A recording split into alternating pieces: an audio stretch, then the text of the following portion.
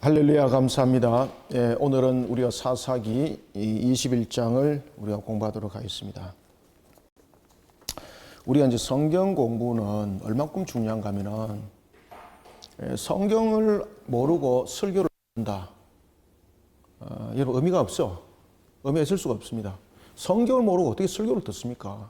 성경을 모르는데 그 설교 들으면 뭐합니까? 그 본말의 말씀을 모르는데.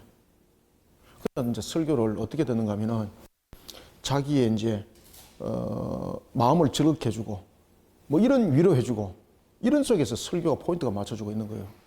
얼마나 잘못되어 있는 신앙인지 모릅니다. 그런 잘못된 신앙이 오늘 사사기 사건을 터뜨린 겁니다. 그래서 우리가 신앙은 항상 말씀을 바르게 알아야 된다는 것. 우리가 이단한테 왜 넘어짐을 당합니까? 말씀을 모르니까 넘어지는 거예요, 여러분들요.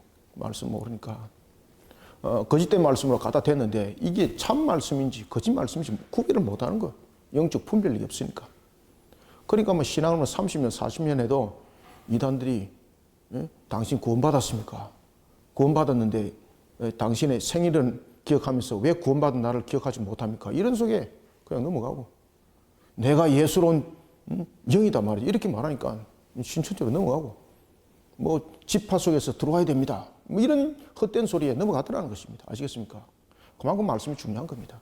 그래서 한국 교회 가운데서 참 우리가 고쳐야 될 것 가운데서 하나가 뭔가 하면은 설교는 참으로 중요한 것은 맞습니다. 그런데 설교를 바르게 이해하고 설교를 예배 속에서 우리가 하나님의 음성을 들으려면 하나님의 말씀을 알아야 됩니다. 말씀. 그래서 성경 공부는 의무입니다. 의무. 성경을 읽지 않고 그 설교를 가지고 평가하고 판단하는 사람들 저는 가당치 않다 생각합니다.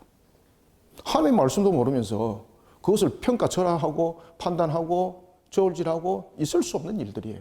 아시겠습니까?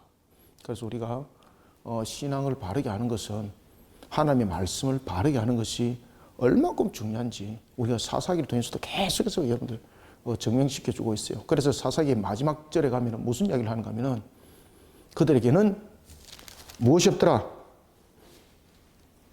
왕이 없더라.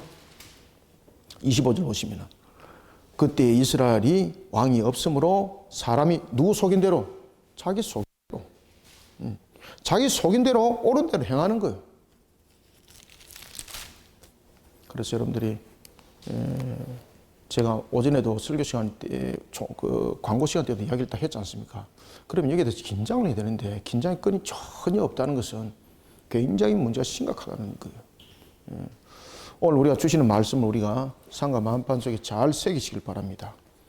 자, 우리가 이제 사사기 21장에 보면은, 이스라엘의 신앙의 잘못된 부분들이 고쳐지지 않습니다. 우리가, 신앙을 가지고, 말씀을 가지고 우리가 바르게 아는 것과 이 말씀을 가지고 자신의 생각과 판단으로 해석했을 때 어떤 큰 사고가 일어난지를 보십시오. 오늘 본문에 보면은 이제 사사시대의 가장 큰 문제가 뭔가 하면은 이 말씀에 대해서 이 근본들이 안 세워졌다는 것이거든요. 우리가 말씀을 안 세워지고 자신이 뭔가를 펼쳐나가는 저는 그건 참 위험한 짓이다. 도박보다 더 위험한 짓입니다. 그래서 하나님께서 주시는 말씀을 우리가 마음판 속에 우리가 잘 새기셔야 됩니다. 그런 말씀을 우리가 마음판 속에 잘 새기지 못하다 보니까 우리에게 엉뚱한 부분들의 모습들이 나타나는 겁니다. 자, 그래서 우리가 이제 사사기의 21장에 보면은 이스라엘 백성들이 처음에 이런 잘못된 신앙 속에 세워졌다면 그 다음에는 어떤 일들이 있을 때에 하나님께서 음성을 직간접적으로 들려주시거든요. 그럼 그 음성에 대해서 매우 민감하게 써야 돼요. 두 번째 큰 실수를 하게 됩니다. 그것은 뭔가 하면은 첫 번째 그들이 말씀을 바르게 세워지지 못하는 그런 모습이 되니까 이들 속에 나타났던 것이 동족 상잔의 대비극이 일어나지 않습니까? 그러면서 이 속에서 이제 비극이 나타났을 때에 이 속에서 이 전쟁조차도 하나님께서 그들이 원하는 것이 무엇인가 하나님께서 알고 있었잖아요. 그러면서 나타났던 상황들이 뭔가 하면은 미스바에서 나타났었던 것과 오늘 이제 본문에 이제 나타나고 있는 베델의 모습 속에서 우리가 점검을 해야 될 것이 있습니다. 특히 이제 이스라엘 지파들이 미스바에 모였던 것은 그들이 이스라엘 지파 속에서 참으로 있어서는 안 될 일들이 일어났습니다. 그것은 뭔가 하면은 바로 레위인의 그 처벌, 윤관함으로써 나타났던 상황들이죠. 그 정말 이 말씀 속에서 일어날 수 없는 상황이지 않습니까? 그러나 또한 이 레위인은 이 말씀을 자신의 입장에서 육군 해석을 했죠. 그러면서 이제 자신의 어떤 잘못된 부분들은 회개하기보다는 하나의 복수적 측면에서 이 말씀을 끌어당기는 거예요. 그래서 그 시선을 12동아리 나와서 12지파에게 흩어보내는 그런 일들을 하는 것을 볼 수 있습니다. 그래서 이들이 모였던 것이 총회로 모였던 것이 미스바에 모이게 되는데, 이때 이 총회가 모였던 미스바는 말 그대로 자신들의 말씀의 신앙이 아니라 말씀을 담아내지 못한 자신들의 유권적 해석적 측면에서의 결단이었죠. 그죠? 그 결단. 그래서 이 속에서 세 번의 동족 상잔의 대비극이 일어나는데, 이것이 두 번째에 그쳐서 전투가 일어나고 세 번째 전투에서 일어나는데, 두 번째 전투까지는 연합군이 패전을 하게 되고, 그리고 마지막에 한 번에서는 누굽니까? 그렇죠. 베냐민 지파가 이 속에서 이제 패전하게 되는데, 이스라엘 지파가 여기서 몇 명이 남습니까? 600명이 남고 다 죽음을 당합니다. 이 가운데서 이들은 자신들의 모습을 다시 한번 더 돌이켜보게 되는데, 그것이 바로 미스바에 모여서라는 것입니다. 그런 속에 이들이 베델에서 하나님 앞에 엎드렸던 그 내용들, 미스바와 베델. 특히 여러분들은 이제 우리가 미스바와 이제 베델의 이제 구별점을 우리가 잠깐 이제 한번 본다면은, 미스바 그러면 우리가 머릿속에 사사기 속에서 우리가 이제 세 사건을 우리가 이제 등장시킬 수 있습니다. 첫 번째 사건은 보면 사사기 10장 17절에 나타납니다. 미스바를 우리가 잠깐 보고 갑시다. 미스바가 보면은 사사기 그 10장 17절에 보면은 누가 등장합니까? 입다가 등장하죠. 그죠? 자, 입다가 미스바에 모였을 때에 미스바에 모인 이유가 무엇입니까? 그 당시에 암몬 자손들이 이스라엘을 괴롭히고 있었죠. 그죠? 그래서 입다가 암몬 자손과 대결을 하기 위해서 진을 치던 곳입니다. 그죠? 입다가 진을 치던 곳입니다. 여기서 진을 치게 됩니다. 그 다음에 두 번째도 사사기 이제 등장하는데, 입다와 또 깊은 관계가 있습니다. 특히 여러분들 사사기 11장 34절에 보면은 이 그 미스바는 누구의 고향이었습니까? 사사기 11장 34절에 보면은 그 입다의 집이 있는 곳이죠. 그죠? 입다의 집, 고향이라 이래 보시면 되겠습니다. 입다의 집이었던 곳이었다. 그리고 또한 이 속에서 여러분들이 잘 아시는 것처럼 그 어떤 일들이 이 속에서 일어났습니까? 미스바에서 일어났던 그 부분들이, 입다의 집에서 그를 맞이하는 자가 제일 먼저 그를 맞이하는 자를 어떻게 할 것이라? 번제로 드릴 것이다. 이랬는데, 이 번제의 대상이 누구였습니까? 누구? 딸. 그렇죠. 입다의 딸이었습니다. 그죠? 그래서 이 미스바가 지금까지 보면은 그렇게 아름다운 부분들로 모습들로 비춰주지 않습니다. 그 다음에 또한 사사기에서 우리가 미스바 그러면은 어떤 곳입니까? 우리가 이제 지난주 우리가 공부해 왔죠. 그죠? 사사기 20장에 보면 등장하죠. 사사기 20장의 1절에 보면은 이 사사 시대에 미스바에 비췄던 가장 가슴 아픈 사건들이 일어나게 되는 곳, 바로 동족 상잔의 비극, 다시 말하면은 내전을 준비했던 곳, 내전을 준비한 장소. 이 미스바를 우리가 이제 사사기에서 미스바를 보면은 신앙과 관계 전혀 없죠. 그죠? 신앙이 안 떠오르죠. 우리가 이제 사사기를 통해서 보면 미스바 이러면은 대부분 다 무엇이 중심이 되는 겁니까? 참 다 인본주의 중심. 이때 이제 언약궤가 어디에 있었습니까? 이때 언약궤가 베델에 있었죠. 그죠? 베델에. 미스바에 그들이 모였던 이유는 바로 이와 같이 총회는 모였지만은 이들의 결단들은 따지고 보니까 신앙 속에서 모였던 모습들이 아니었습니다. 그죠? 말씀 가운데 그들이 섰던 모습이 아니었죠. 그러면서 자신들이 전부 다 육군 해석하지 않습니까? 이런 잘못된 신앙 속의 출발점은 항상 문제를 일으킨다는 겁니다. 이런 속에 그들이 또 돌이켜야 되는데 또 돌이키지 못하죠. 오늘도 본문에 보면은 미스바에서 그들이 맹세했던 것을 후회합니다. 그러면서 오늘 본문에 보면은 어디서 모입니까? 그 당시에 이제 언약궤가 있던 베델에 모여서 미스바의 사건을 후회를 하게 되는 겁니다. 미스바에서 있던 그 맹세, 그죠? 여기서 이제 해왔던 이제 맹세를 후회를 하게 되는데 그들이 미스바에서 동족 상잔의 대비극을 일으켰던 내전을 준비할 때 그들이 무슨 맹세를 했을까요? 이스라엘 자손들 가운데서 베냐민 자손에게 딸을 주는 자들은 결코 용납지 않을 것이다. 그러니까 다시 말하면은 동족으로 여기지 않는다는 것입니다. 그죠? 지파로 여기지 않는다는 것입니다. 이미 그들은 내전을 준비할 때에 이미 베냐민 지파를 그들이 이미 정죄해버렸습니다. 물론 신앙적 측면에서 이 베냐민 지파는 분명히 회개 대상이었습니다. 그러면 그들이 총회로 모였다면 상세하게 그것을 조사를 하고 그들을 하나님 앞에 회개를 시켜야 되는 거잖아요. 그죠? 회개를 시키는 것이 아니라 그들을 쳐버리는 겁니다. 그리고 그들을 치기 전에 그들이 미스바에서 어떤 부분들을 맹세를 하게 되었는가 하면은 자신들의 딸들을 결코 베냐민 지파에게 주지 아니할 것이라는 거예요. 자신들의 딸을 베냐민 지파에 주지 않겠다는 것은 지파와 연을 끊는다는 이야기입니다. 그죠? 지파와 연을 끊는다는 겁니다. 이것을 이들이 후회를 하는 겁니다. 어디서?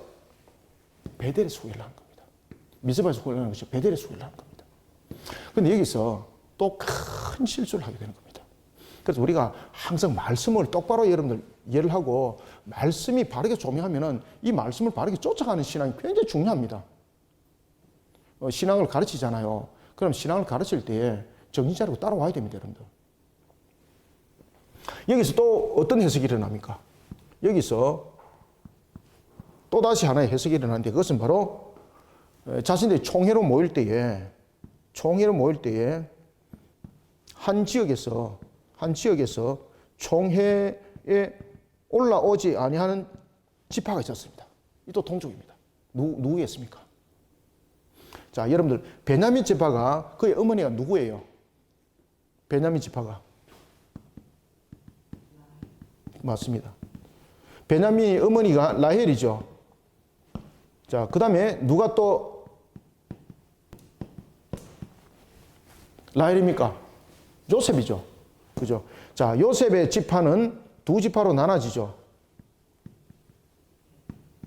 에브라임과 므낫세가 나눠지는데 나중에 기업을 받을 때에 에브라임이 한쪽을 기업을 받을 때 므낫세는 두 쪽을 받죠. 그래서 한 지파의 므낫세 반지파는 동쪽의 기업을 받고 그 다음에 반지파는 서쪽의 기업을 받죠. 이 서쪽에 동쪽과 서쪽을 갈라놓았던 것이 요단강이죠. 그죠? 요단강을 중심으로. 자, 요단강을 중심으로 여기에 에브라임 반지파가 므낫세 반지파가 여기에 있었고 그 다음에 그 서쪽에 에브라임 므낫세 반지파가 이 속에 있었습니다. 이것을 가나안 땅이라 이렇게 말하는 겁니다. 그들은. 그리고 오늘 본문에 보면은 가나안 밖이라 이렇게 말하면서 총회에 모일 때에 총회 목적이 무엇입니까? 베냐민 지파를 정죄하는 것이었거든요. 그러다 보니까 이 요단 동편에 있던 므낫세 반지파 그의 어머니가 라헬이었죠. 그죠? 동일한 라헬. 이게 동참을 하지 않는 겁니다. 그러면서 그 지역이 어딘가 하면은 오늘 본문에서 우리에게 설명해 주고 있는데 그것이 바로 야베스 길라앗이었습니다. 야베스 길라.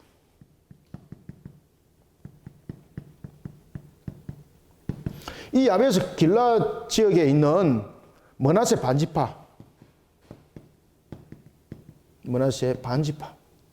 이들 므낫세 반지파는 어디에 있었다고요? 요단 동편에 있었습니다. 이들이 총회 참석하지 않은 것이 확인이 되었습니다. 이때에 이 베델에 모였던 지파들이 어떤 결정을 하는가 하면은 정죄를 하기 시작합니다. 두 번째 정죄를 합니다. 첫 번째는 베냐민 지파 정죄했죠. 그죠? 이제는 두 번째는 총회에 참석하지 않았던 므낫세 반지파를 정죄합니다. 뭐라고 정죄하는가 하면은 마치 우상 숭배자였던 이방인과 같이 취급을 하고 그들을 정죄버립니다. 뭐라고 말하는가 하면 이들이 베델에 있으면서 후회를 하게 됩니다. 그러면서 그들이 회개합니다. 동족 상잔의 대비극을 통해서 한 지파를 몰살시켜버렸다는 거죠. 600명만 남겨두고 베냐민 지파가 총정리가 돼버린 거. 그렇지만 이 600명조차도 흩어져 있다 보니까 이제 지파가 형성이 안 되는 거예요. 산속으로 다 흩어진 거예요. 군을 형성한 것이 아니라 뿔뿔이 다 흩어진 거예요. 그냥 지파가 그냥 없어진 거예요. 이것을 알고 그들이 한 지파가 없어진 것을 알고 그때서 비로소 후회하면서 자신들의 잘못을 자신들이 통회하며 울며 하나님께 나갑니다. 그때에 그들이 하나님께 나가면서 화목제를 제단을 샀습니다. 번제를 그리고 또한 화목제를 드립니다. 그러면서 그들이 뭐라고 말하는가 하면은 우리가 너무 흥분해서 전쟁을 일으켰고 그로 인해서 동족 상잔의 대비구로 한 지파가 사라졌구나. 이 일들을 어찌하나 우리가 하나님의 언약의 성취적 측면에서 한 지파를 우리가 멸하였으니 이 흩어져 있는 그들을 모으자. 아시겠습니까? 흩어져 있는 이들을 모아서 이들에게 지역과 지경과 지파를 허락하자. 그런데 문제는 뭔가 하면 이들에게 지파로서의 자손을 번성할 수 있는 그러한 그 안에 여인들의 형성이 없었던 겁니다. 그렇죠? 그러니까 이 문제를 어떻게 이제 해석하기 시작하는가 하면은 이 야베스 길앗에 있는 이 지역에 있는 자들은 이방인과 똑같다. 그들은 총회로 모여서 하나님의 말씀에 어긋난 짓을 했던 베냐민을 심판할 때에 그들은 반드시 참석해야 되는데 그들이 참여하지 않았다. 그러므로 그들은 이 베냐민 지파의 죄를 방조묵인한 죄다. 이방인들과 똑같아. 그러면서 이방인들과 함께 취급하면서 한 단어가 등장하는데 그것이 이제 안에서 말씀드리겠습니다. 하람이라는 단어를 딱 쓰면서 어떤 내용 속에 적용을 하는가 하면은 그들의 모든 부분들, 남자와 동침하지 아니한 여자만 살리고 전부 다 몰살 다 시켜버립니다. 이 동일한 또 지파죠. 그죠? 그리고 거기서 여자를 취해서 우리가 베냐민 지파 남은 600명에게 소식을 전해서 이들이 이 여인들을 자신들의 아내로 맞이하게 되는데 그 수가 오늘 본문에 보면은 400명이 있더라. 젊은 여자 400명, 젊은 여인 400명을 취했습니다. 그렇지만 여전히 또 200명이 부족함이 있죠. 그죠? 그래서 이제 다음 주에 이제 보겠는데 보삼이라는 것이 만들어지기 시작합니다. 자, 이와 같이 우리가 신앙적 측면에서 이런 잘못된 곁길로 가게 되면은 자신들의 또 다른 하나의 유권 해석을 통해서 또 다른 비극을 만들어내고 또 다른 모습을 만들어내고 이런 부분들을 우리가 발견해 볼 수가 있습니다. 그래서 우리가 잘못된 맹세, 이 전부 다 불신앙에서 나타난 거잖아요. 그러면 즉시 회개하고 돌이켜야 되는 부분들인데 그 속에서 자신들이 새롭게 수단과 방법을 자신들이 수단과 방법 속에서 중심을 놓게 되고 그리고 자신들이 그 문제에 대해서 중심 해결사가 되어버리는 하나님에 관해서 이야기를 하면서도 하나님은 사라져버린 상태. 이런 모습을 우리가 발견할 수가 있습니다. 혹시나 여러분들이 우리가 삶을 살아갈 때도 이런 모습들이 되면 안 됩니다. 아시겠죠? 그죠? 그래서 정신 바짝 차리셔야 됩니다. 자, 21장 우리가 1절부터 오늘 12절까지만 보겠습니다. 먼저 우리가 1절 내용들을 한번 보고 가겠습니다. 자, 봅시다. 1절 이스라엘 사람들이 미스바에서 맹세하여 이르기를 우리 중에 누구든지 딸을 베냐민 사람에게 아내로 주지 아니하리라 하였더라. 이건 이제 과거의 문제죠. 동족 상잔의 대비극을 일으키기 전에 그들이 이제 총회로 모여서 맹세를 하게 되었던 그 장면들입니다. 그래서 그 장면들을 통해서 자신들이 얼마나 혈기왕성하게 인본주의 속에서 그들이 말을 했는지를 후회를 하게 되는 것이죠. 그때에 자, 이미 그들의 결정은 베냐민 지파를 말살시키는 것이었습니다. 그죠? 이미 이 내용들을 보시면은 베냐민 지파를 자신들이 지파에서 제거시키는 것이었습니다. 지난주도 말씀드렸던 것처럼 이런 대동족 상잔의 대비극으로 인하여서 가나안 지역에 이스라엘 백성들이 가나안 지파들에게 짓밟히고 그들에게 지배를 당하는 그러한 하나의 원인 제공도 이 속에 있습니다. 자신들의 지파가 하나가 힘을 잃어버리니까 가나안 족속들, 우상 숭배자들, 이방인들을 대항할 수 있는 힘이 그만큼 없어져 버린 것이죠. 그러다 보니까 가나안 지경에 있던 자신들의 기업에서 자신들이 주인이 아니라 이제는 자신들이 멸하였고 정복했던 그들에 의해서 다스림을 받는 것이 사사시대였다는 것이 21장의 내용인 것입니다. 그래서 이 사사기의 21장의 이 내용은 여호수아가 죽은 이후에 얼마 되지 않았다 그랬죠. 그죠? 여호수아가 죽은 이후에 한 5, 60년 정도 이후에 그 한 세대 정도의 틈을 두었던 그런 시대였다고 보시면 됩니다. 그 내용들 속에서 지난주에 말씀드렸던 것처럼 대제사장 비느하스가 등장했던 것이 그 육군 해석을 해주고 있죠. 자, 봅시다. 21절. 이스라엘 사람이 미스바에서 맹세하여. 그래서 여기서 맹세라는 것은 자기의 부분에서 맹세가 아니라 이거는 말 그대로 인본적 속에서 자기 중심의 이런 맹세가 이루어지는 겁니다. 이 신앙 속에서 이루어지는 맹세가 아닙니다. 왜 그런가 하면 이 모습 속에서 미스바에서 맹세하여라고 말을 하고 있을 때 이 단어를 잘 쓴 것을 기억하시길 바랍니다. 이 단어 속에서 그들은 샤바라는 단어를 딱 썼거든요. 샤바. 맹세. 어떻게 맹세했을까? 여기서 그들이 왜 샤바라는 이런 맹세를 하겠는가 하면 이 단어는 무엇을 말하고 있는가 하면 7 가닥으로 묶어버리는 자신의 의지를 표현하고 있습니다. 내가 반드시라는 것입니다. 그래서 이 반드시라는 걸 통해서 이 맹세는 7 가닥으로 그를 묶어버린다는 겁니다. 7 가닥으로. 그래 대단한 각오를 지금 표현하고 있는 것입니다. 따라서 여기에서 맹세라는 것은 어떤 부분들로도 이것을 지키지 않으면 죽음이 대신하는 것밖에 안 되는 겁니다. 이 맹세는. 그래서 7 가닥으로 묶었다는 것은 그것을 지키지 않으면 죽음이라는 거예요. 그럼 다시 말하면 여러분 보십시오. 지금 이 말입니다. 그들에게 베냐민 지파에게 딸을 주는 자들은 산다 죽는다. 베냐민 지파에게 딸을 주는 자들은 전부 다 죽여버린다는 겁니다. 지금 이 맹세가. 아시겠습니까? 그래서 샤바가 무서운 겁니다. 이게 신앙에서 나온 겁니까 이게? 이게 그들이 정말로 베냐민 지파가 잘못했던 것을 하나님 앞에 회개시키면서 돌이키는 건가요? 아니요. 처음부터 그냥 말살이에요. 말살. 미스바에서 맹세하여 이르기를 우리 중에 누구든지 딸을 베냐민 사람에게 아내로 주지 아니하리라 하였더라. 그래서 여기서 맹세는 것은 그냥 단순한 약속이 아니에요. 이 맹세를 어기는 자는 죽는다는 거예요. 그런데 이 맹세를 누가 앞에서 맹세를 했을까요? 그래서 하나님 이름을 망대를 크는 거예요. 이게. 하나님 이름을 망대를 크는 거예요. 그러니까 이 말씀을 자신들의 입장에서 그냥 갖다 대 붙여가지고 이 불신앙 속에 이 신앙을 통해서 하나님 영광 받는 것이 아니라 마귀가 영광 받는 그런 말씀을 만들어버리는 거죠. 아내로 주지 아니하리라 하였더라. 백성이 베델에 이르러. 그래서 여기서 이제 베델은 1차, 2차 전투에서 패전한 이후에 그들이 모인 장소죠. 그죠? 1차, 2차에서 그들이 4만 명이 죽임을 당했지 않습니까? 베냐민 지파에 의해서. 그리고 난 뒤에 그들이 모였던 곳이 어디입니까? 그러고 난 뒤에 그들이 모였던 곳이 베델이었습니다. 20장 나오죠? 20장 18절. 이스라엘 자손이 일어나 베델에 올라갔어.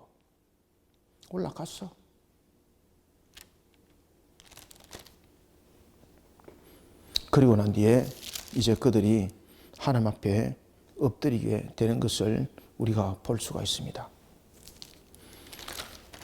이런 속에 그들이 베델에 올라갔습니다. 베냐민 지파와 1차, 2차 전투에서 패전한 이후에 모인 장소.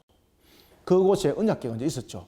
그때 그들이 이 전투를 통해서 정말로 그들이 하나님 앞에 바로 섰는지를 돌이켜보게 되고 그리고 그들의 전투 속에서 일어나고 있었던 잘못된 자신들의 모습들을 회개하게 되는 것이죠.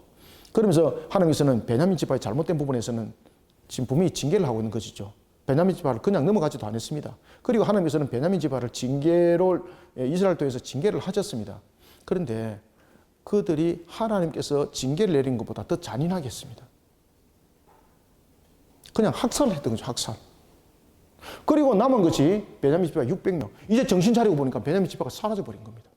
이 600명도 이제 전부 다 뿔뿔이 다 흩어져 있으니까 그냥 지파는 없어졌다고 보는 것이 딱 맞는 겁니다. 정신을 차려서 그들이 웁니다. 백성이 베델에 이르러 거기서 저녁까지 하나님 앞에 앉아서 큰 소리로 울며 이르되 이스라엘의 하나님 여호와여 어찌하여 이스라엘에 이런 일이 생겨서 오늘 이스라엘 중에 한 지파가 없어지게 하시나이까 하더니 이게 자기들이 했지 뭐 하나님께서 행한 것입니까? 그죠? 자신들의 값이죠. 한 지파에 진멸시킨 것이 자신들의 실책에 대한 부분들이라는 것을 이제 알게 되는 겁니다. 그래서 3절에 보면은 이르되 이스라엘의 하나님 여호와여 어찌하여 이스라엘에 이런 일이 생겨서 오늘 이스라엘 중에 한 지파가 없어지게 하시나이까 하더라. 4절 이튿날에 백성이 일찍 일어나 거기에 한 제단을 쌓고 번제와 화목제를 드렸더라. 그래서 이튿날에 백성이 일찍 일어나 거기에 한 제단을 쌓고, 여기에서 여러분 베델에 이미 제단이 있죠. 베델에 있는데 왜 또 제단을 쌓았을까요? 이유가 있는 거죠. 원래 언약궤가 있는 곳은 당연하게 제단이 있죠. 근데 그들이 한 제단을 쌓았습니다. 이유가 있는 것이죠. 무슨 이유 때문에 그들이 베델에 제단을 쌓았을까요? 이제 이런 문제가 이제 터진 거죠, 이게. 이런 문제가 터진 거죠. 그래서 우리가, 신앙이 잘못되어서, 자신의 행한 것이 잘못되어서, 자꾸만 엉뚱하게, 이게, 또 그 신앙도 하다 보면 그런 사람들이 꼭 있습니다. 사고를 치고 자꾸 자기 입장에서 자꾸 그 맞춰 나가려고 그래요. 육군 해석을. 그런 사역자들 가운데서 그런 부분에 있는 사람들이 보이거든요. 그런 사람들이 나중에 더 큰 사고 칩니다. 그래서 항상 우리가 근원으로 돌아가라 그러잖아. 근원으로 돌아가라. 그죠? 그것을 우리가 이제 종교개혁대회에도 그런 부분들이 단어가 등장해줘. 아드폰테스. 그죠? 근원으로 돌아가라. 근원으로 돌아가라. 아드폰테스. 자, 이 속에서 그들이 한 제단을 샀습니다. 분명히 베델에는 이미 언약궤가 있었고, 이 언약궤가 있는 곳에 베델에는 이미 제단이 있었습니다. 그럼에도 불구하고 그들은 또 다른 제단을 샀습니다. 또 다른 제단은 무엇입니까?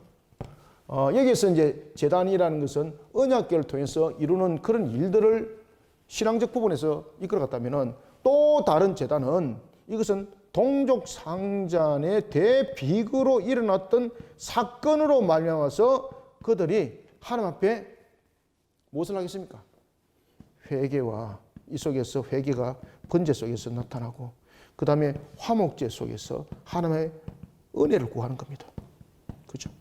그 목적으로 지금 이 또 다른 제단이 세워지게 됐던 것입니다. 자, 봅시다. 4절 이튿날에 백성이 일찍 일어나 거기에 한 제단을 쌓고 번제와 화목제를 드렸더라. 이미 베델에 제단이 있음에도 불구하고 또 제단을 건축한 것은 하나님께 새로운 마음으로 번제와 화목제를 드리겠다는 것인데, 그 중에서 가장 중요한 것은 무엇입니까? 동족 상잔의 대비극의 사건, 이것이 중심에 세워지게 되는 거죠. 그로 인한 번제와 화목제단이 세워지게 됩니다. 번제를 통해서는 하나님께 회개함으로, 그죠? 왜? 자신들의 이런 맹세적 부분에서 나타났던 상황들. 그런가 하면 또한 하나님께 은혜를 구하는 화목으로 이렇게 나아가는 것을 볼 수 있습니다. 그래서 이 목적으로 그들이 제단을 쌓았던 것입니다. 자, 5절 봅시다. 화목제를 드립니다. 그리고 5절에 보면 이스라엘 자손이 이르되 이스라엘 온 지파 중에서, 자, 여러분 보십시오. 지금 여기에서 그들이 또 다른 제단을 쌓았잖아, 그죠? 그죠? 그럼 또 다른 제단을 쌓았던 것은 자신들의 목적을 가지고 쌓은 것 아니겠습니까? 이미 제단이 있는 거잖아, 그죠? 또 다른 제단을 쌓을 이유가 없는 거잖아요. 그러면 또 다른 제단을 쌓았을 때는 이런 큰 아픔이 있다면은 진정한 신앙이 말씀이 바탕에 이루어져야 되는 겁니다, 그죠? 진정한 신앙에 있어서 말씀이 바탕에 이루어져야 되는데, 이 속에서 이 부분들이 또 자신들의 도구가 되는 겁니다. 이스라엘 자손이 이르되 이스라엘 온 지파 중에 총회와 함께하여 여호와 앞에 올라오지 아니한 자가 누구냐 하니, 이는 그들이 크게 맹세하기를 미스바에 와서 여호와 앞에 이르지 아니하는 자는 반드시 죽일 것이라 하였습니다. 와, 이 맹세를 한 거죠. 여러분들, 이 맹세가 올바른 맹세인가요? 아니면 잘못된 맹세인가요? 잘못된 맹세죠, 그죠? 그럼 이 부분에서 하나님께 회개하고 자신의 모습들을 말씀의 신앙으로 바르게 세워나가야 되는 거잖아요. 그죠? 그리고 하나님의 은혜를 구하는 것이어야 되는데, 계속해서 이 문제들이 계속해서 터집니다. 그래서 우리가 보면은 왜 단추를 이렇게 잠글 때 보면은 첫 단추를 이렇게 잘못, 이렇게 단추를 이렇게 잠그다 보면은 그 다음 단추 계속해서 잘못 끼워지잖아요. 그러면 이 부분들을 똑바로 입기 위해서는 어떻게 되는 겁니까? 다 풀어야 되는 거예요. 다 풀고 단추를 바르게 해야 되는데 그렇게 하지 않는 거예요, 지금. 그래 계속해서 모순이 나타나고 계속해서 문제점들이 터지는 겁니다. 그들이 5절에 말합니다. 이스라엘 자손이 이르되 이스라엘 온 지파 중에 총회와 함께하여 여호와 앞에 올라오지 아니한 자가 누구냐 하니 이는 그들이 크게 맹세하기를 미스바에 와서 여호와 앞에 이르지 아니하는 자는 반드시 죽일 것이라 하였습니다. 이게 미스바 총회 결의사항이었습니다. 이거 신앙에 맞는 겁니까? 아니면은 틀린 겁니까? 후자죠, 그죠? 그러면 이 부분들은 반드시 회개함으로 바르게 고쳐야 되는 것이죠. 그런데 그들이 이런 부분을 통해서 이제 또 이어갑니다. 6절 이스라엘 자손이 그들의 형제 베냐민을 위하여 뉘우치며, 자, 여러분들 한 지파에 대해서 그들이 멸했던 것을 뉘우쳤습니다. 그러면 총회에 모이지 아니했던 한 지파가 있었는데 그 지파를 쳐서 멸해버렸습니다. 그럼 이건 또 뭐냐 말이에요.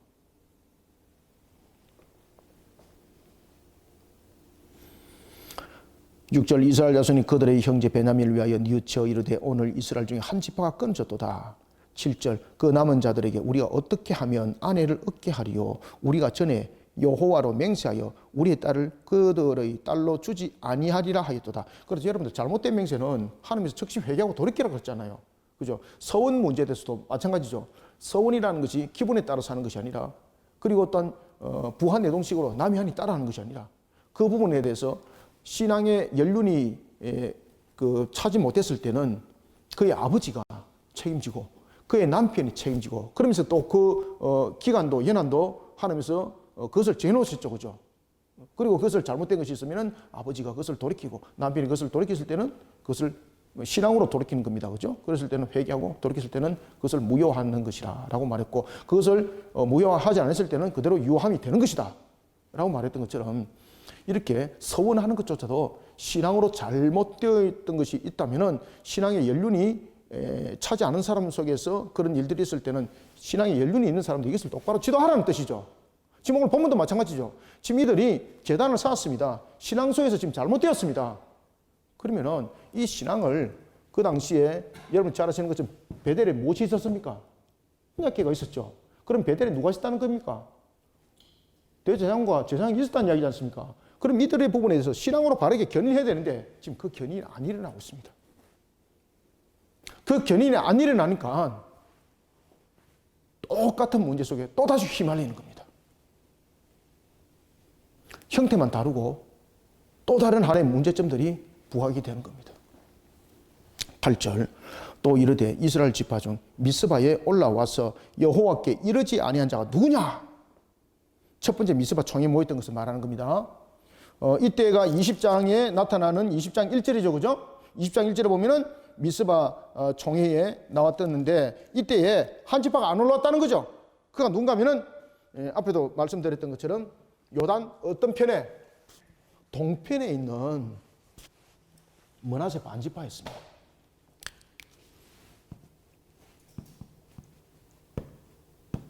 요단강 동편과 서편이 있는데 이 동편에서는 그 당시에 두 지파 반이 기업의 분배를 받았죠. 르벤과 갓과 므낫세 반지파가 받았죠, 그죠? 르벤, 갓, 므낫세 중에서 반지파. 이 중에서 므낫세 지파가 누굽니까? 요셉 지파죠, 그죠? 요셉 지파. 그의 어머니가 라헬이었죠. 동조하지 않았다는 겁니다. 조사를 딱 해보니까 한 지파가 안 올랐더라는 거죠. 어디서? 요단 동편에 있는 반지파, 므낫세 지파가 안 올랐다는 거죠. 그러면서 그 므낫세 반지파의 대표적인 지역이 어딘가 하면은 야베스 길랏이라는 거예요. 야베스 길랏.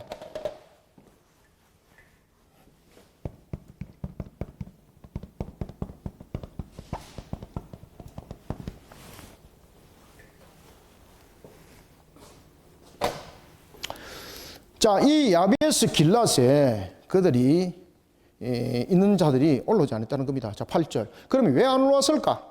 안 올라온 이유가 무엇입니까?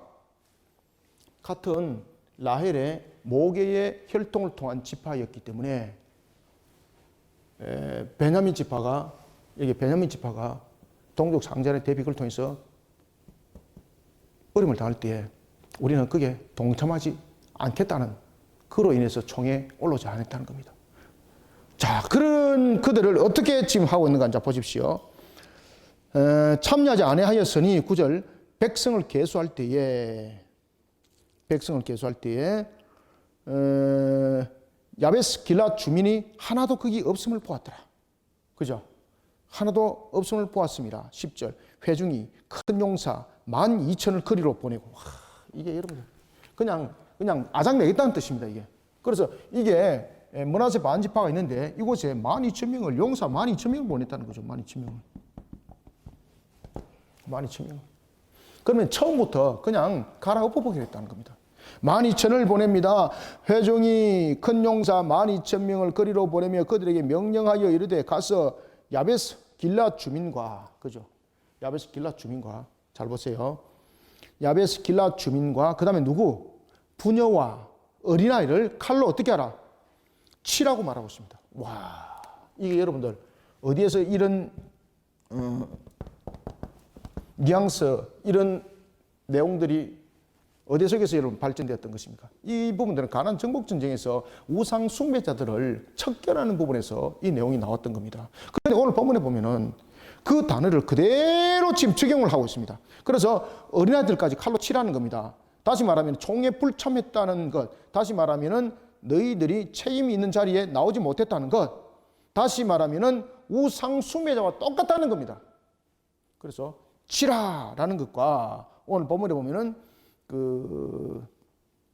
칼날로 치라는 10절과 10절에 치라고 나와 있죠. 그죠? 그 다음에 11절에 무엇이라 나와 있습니까?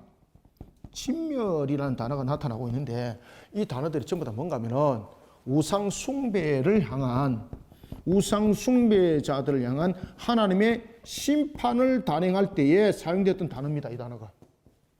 무섭죠. 그죠? 그래서 우리가 잘못된 신앙 속에서 자꾸 이렇게 곁길로 가게 되면은 이런 모습들이 자꾸 나타납니다, 여러분들. 그래서 아드폰테스 원전으로 돌아가라. 아시겠습니까? 원전으로 돌아가라. 특히 오늘 본문 속에서 진멸이라는 단어, 앞에서 제가 이제 말씀드렸죠, 그죠? 진멸이라는 이 단어는 무엇을 우리에게 말씀을 주고 있는가 하면은 말 그대로 우상 숭배자들을 척결한 측면에서 사용된 단어입니다. 10절 봅시다.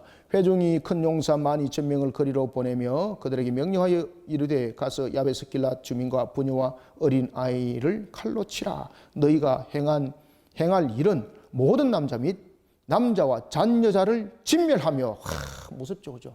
진멸하여 바칠 것이니라 하였더라. 여기서 바친다는 것은 왜 바치는 겁니까?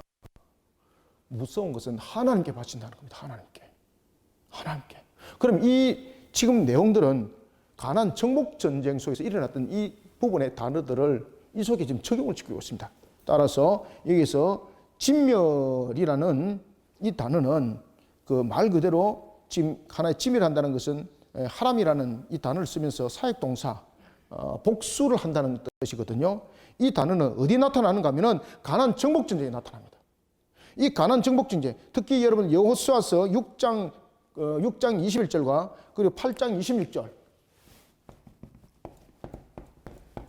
8장 26절 뭐 이런 등에 보면은 이 단어를 딱 쓰고 있습니다. 이 단어를 쓰고 있는 것은 구별해서 쓰고 있습니다. 이 단어를 쓴 곳에는 어떤 뜻에서 이 단어를 쓰고 있는가 하면 우상 숭배자를 향한 하나님의 무엇을? 심판을 담고 있습니다. 그러면 다시 말하면은 이들이 미스바에 모일 때에, 미스바의 총회에 모일 때에 올라오지 않았던 특히 므낫세 반지파, 요단 동편에 있던 이 므낫세 반지파를 무엇으로 지금 취급을 하고 있습니까? 이방인으로 취급하고 있습니다. 이방인. 더 무서운 것은 우상 숭배자를 취급하고 있습니다. 우상 숭배자. 그리고 이들은 자신들의 그 명을 받지 않았기 때문에 이들은 무슨 대상이다? 심판의 대상이라. 심판의 대상. 자신들 다 결정진 거예요. 그래서 그들을 다 전부 다 몰아내기 위해서 12,000명의 군사를 일으켰습니다. 그리고 그들에게 명령합니다. 어떤 관계 속에서도 다 죽여라. 남자, 어린아이, 남녀여소 불문하고 다 죽여라. 그리고 단 하나, 남자와 잠을 자지 않은 처녀만 살려두어라. 그리고 그들을 데리고 와라. 어떻게 하기 위해서? 남은 베냐민 지파 600명에게 아내를 주기 위해서. 그러면서 데리고 온 사람이 몇 명입니까? 불과 400명에 불과하더라. 그리고 400명을 제외하고 다 죽였다는 이야기입니다. 반지파를. 그래서 오늘 본문에 보면은 굉장히 중요한 이야기를 하고 있습니다. 그것은 뭔가 하면은 이 가나안, 다시 말하면은 오늘 이제 가나안 땅이 이곳은 가나안 땅이더라. 실로 진영으로부터 데려오니 실로 진영으로부터 데려오니라고 또 말합니다. 그러면은 자 여기서 이제 베델에 있었던 이 부분들의 언약궤가 지금 실로라는 부분들로서 또 옮겨졌다는 것으로 우리가 볼 수가 있는 것 아니겠습니까? 그래서 오늘 본문 속에서 등장하고 있는 것은 이들이 얼만큼 불신앙 속에서 나타나고 있는지 어떤 불신앙 속에서 진행해 나오고 있는지를 우리에게 보여주고 있는데 그것은 바로 뭔가 하면은 읽어 나가겠습니다. 가나안 땅이었더라라는 걸 통해서 지금 여기 동편과 서편을 구별해 버립니다. 그리고 그들이 이와 같이 총회에 모이지 않았던 것은 하나의 동족 상전의 대비극에 동참하지 않겠다는 그 뜻이 아니라 그들이 무엇이기 때문입니까? 이들이 이방인과 똑같다. 우상 숭배자들이다. 이들. 그래서 그들은 과거에는 혈통적 측면에서 우리와 함께 했지만은 이들은 우리와 같은 이스라엘이 아니라는 거죠. 그래서 이 동쪽에 있는 므낫세 반지파를 언약의 한 모습으로 보지 않습니다. 왜? 가나안 서편에 므낫세 반지파가 있죠. 그죠? 서편에 므낫세 반지파가 있는 이것을 므낫세 정통성으로 여기고 이 동편에 있는 반지파는 이방인으로 여기버리는 겁니다. 그래서 그들을 지멸하는 겁니다. 하람이라는 단어를 통해서. 이 단어를 딱 적용시킬 겁니다. 자, 봅시다. 자, 11절부터 12절, 10절부터 12절까지 읽어 나가겠습니다. 회중이 큰 용사 12,000명을 데리고 12,000명을 거리로 보내며 그들에게 명령하여 이르되 가서 야베스 길라 주민과 부녀와 어린아이를 칼로 치라.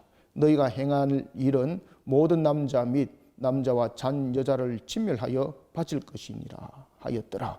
그들이 야베스 길라 주민 중에서 젊은 처녀 400명을 얻었으니 이는 아직 남자와 동침한 일이 없어 남자를 알지 못하는 자라.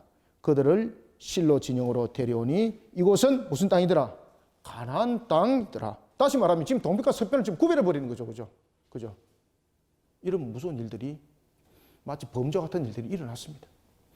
그럼 자신들의 정당성을 말하잖아요. 이렇게 25절에 보면은 이렇게 자기의 속인 대로 했다는 겁니다. 자기 속인 대로. 아시겠죠? 25절 한번 읽어볼까요? 시작. 그때 이스라엘에 왕이 없으므로 사람이 각기 어떻게? 자기 속인을 옳은 대로 했더라. 지금 이게 뭡니까? 자기들 속인 대로 한 거예요. 자기네 속인 대로 이게.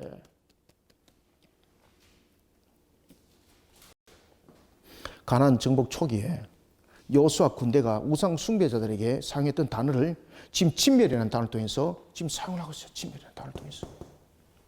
그러면 이들이 이와 같이 하람을 선포한 이유는 무엇입니까? 베냐민 지파의 죄를 묵인한 방조죄, 그리고 또한 베냐민 지파의 죄를 묻지 않는 죄, 그로 인해서 그를 이스라엘에서 제거해버리겠다는 의미예요.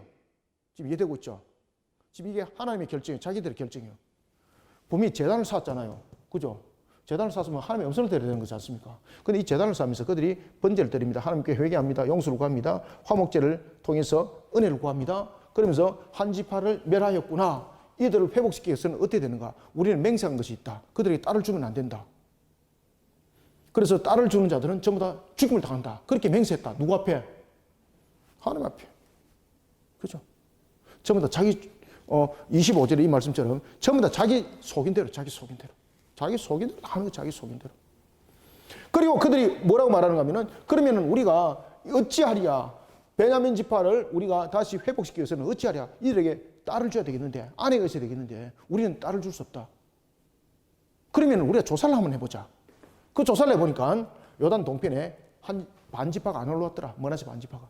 그 가운데서 대표적인 지역이 야베스 길라시였는데 이 지역에 단 한 사람도 오지 않았다. 이들이 올라오지 않은 것은 베냐민 지파의 죄를 동조하는 것이다. 또한 방조하고 있는 것이다. 그것을 넘어서서 이들은 이스라엘을 떠나버린 자들이다. 우상 숭배자들과 똑같아. 그러니 그들은 이스라엘 아니다. 지금 누가 심판합니까? 자기 속인의 옳은 대로. 무섭죠, 그죠? 자기 속인의 옳은 대로 유권 해석하는 거야. 그래서 자기 속인대로 옳은 대로 유권 해석해서 12,000명을 보내서 므낫세 반지파를 전부 다 쳐버리는 거야. 그 지역이 야베스 길라시였습니다. 여자, 남자, 어린아이 누구나 할 것 없이 다 죽였습니다. 남자를 가까이 하지 않는 400명을 살렸습니다. 그리고 그들을 사로잡아 왔습니다. 그리고 그들이 가나안 땅 실로에 왔더라 라고 말하면서 지금 이 요단 동편에 있는 문화재 반지파를 마치 우상 숭배처럼 여기는 자신들의 정당성, 자신들의 소견, 이 부분들을 오늘 본문에 실로 진영으로 데려오니 이곳은 가나안 땅이더라, 이 말에 함축되어 있습니다. 아, 무섭죠, 그죠? 이제 이해되시죠? 그래서 이게 자기 소견의 무서운 신앙이 바로 이런 겁니다. 오늘 우리에게 주신 말씀을 우리가 잘 상과 만판 속에 써야 됩니다.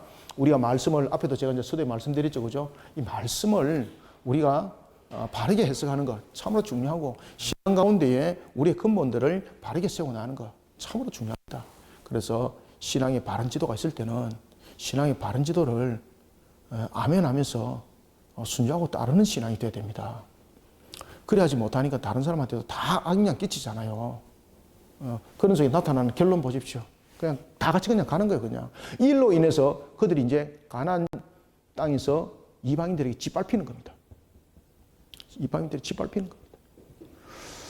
자, 오늘은 여기까지 하고요. 이제 다음 주에는 사사기를 마무리하도록 하겠습니다. 자, 함께 기도하겠습니다. 하나님 감사합니다.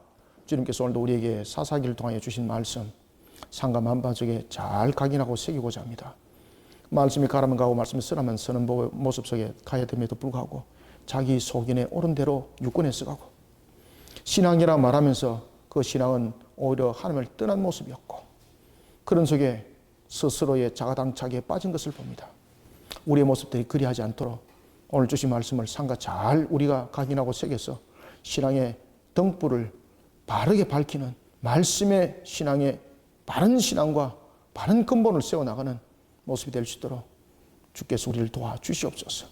항상 신앙 속에 바른 말씀을 배워가고, 그리고 또한 그 말씀을 바르게 실천하는 신앙 있는 삶을 우리 모든 성도들이 살아가면서 하나님의 영광을 드높이게 하여 주시옵소서. 예수님의 이름으로 기도드립나이다. 아멘.